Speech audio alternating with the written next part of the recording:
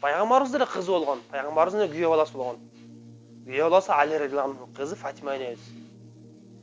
Күндөрдүн биринде Пайгамбар алейхиссалам үйүнө барат. Үйүнө барат Фатима энебиздин. Фатима энебизге сурайт, Али каякта деп. Али радиаллаху үйүнө жок болот ошол учурда.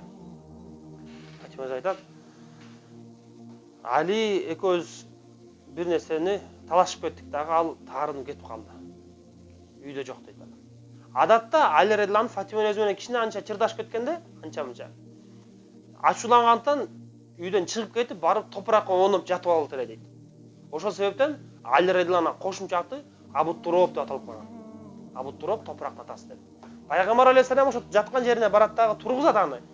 Абу Туроб, эй топурактын атасы деп тургузуп, анан үйүнө жетирип кетет. Барып Фатима энебиздин жанына отуруп, оң жагына Али радиаллаху сол жагына Фатима энебиз экөөнү колдон кармап туруп, бирөөнө колдон кармашат дагы элдешкиле деп коет. Элдештирип коет. Пайгамбар алейхиссалам сурабайт, Фатима сен эмне деп айттың, эмне кылды тиги деп. Али радиаллаху сурабайт, сен эмне кылдың, кандай кылдың, анан ким туура эмес деп, кайра булардын ызычы болгон нерсесин ырбатып, чукуп, кайра жаран чукубайт. Пайгамбар алейхиссалам андай кылган эмес. Ал эмне кылды? Экөөнү колун кармап туруп, элдешкиле деп коет. Караңыздар. Пайгамбар алейхиссалам данышман адам болгон. Ошо данышман адамдын мамилеси мына кайната болбос. Караңыз, Али радиаллаху күйөө баласы болсо, ал кайнатасы. Мына мамилени көрсөттү. Кандай кылыш керек? Биз үчүн үлгү Пайгамбар алейхиссалам. Азыркы учурдагы ата-энелерге айта турган сөзүм ошо туугандарга. Биз дагы 2 жаш урушат, ал урушпаган үй бүлө жок.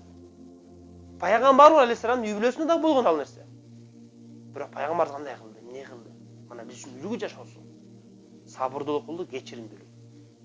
2 жаш анча-мынча талашып кетсе, ызы чогуп кетсе, алардын абалын кайра ырбатып чукубастан, кайра көмөк жол жардам берип, анча-мынча кемчиликтерге көз жумуп, эгерде кыз барып, төркүнүнө барып сөз ташып жатса, биздин үй бүлө ушундай болуп атат, дегенде экен, мындай экен десе, ата-энеси кызым унчукпагын болду, сүйлөбөгүн. Бирөөнө гыйбат кылба, бирөөнө этин жебегин. Сен күйөөңдү разы кылмасаң, эч качан бешикке кирбейсиң деп ата-энеси айтыш керек аны. Кошулуп кайра чукуп, анан эмне кылды, анан кийин эмне кыл деп. Жок. Ата-энеси акылдуу болбойбу? Жаштар жаштык кылып койсо, ата-энеси эмне кылыш керек? Ата-энеси адилеттүүлүк, акылдуу кылыш керек. Алар экөө ажырашып кетсе, ким жыргайт ошол жерде? Айттыңыздарчы. Эч ким жыргабайт. Күйөөнүн кадыр баркын талак жеген аял билет дейт. Билесиздерби? Аялдын кадыр баркын ажырашкан эркек билет. Экөө тең ажырашкандан кийин билет кадыр баркын бири-бирин.